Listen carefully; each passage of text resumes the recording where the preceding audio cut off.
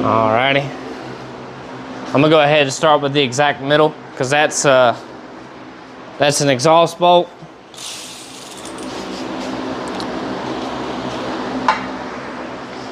Literally doesn't attach to the intake, it's just for the exhaust.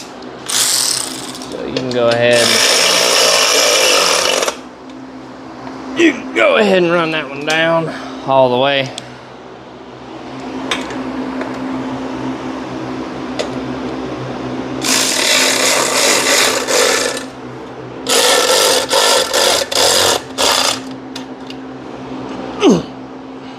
Just like that. You don't have to have an electric ratchet to do this, but sure does make the job easier. I cannot say that enough. Don't need all the fancy tools, but I'm not gonna lie to you and say it's not faster, because it is. Way faster.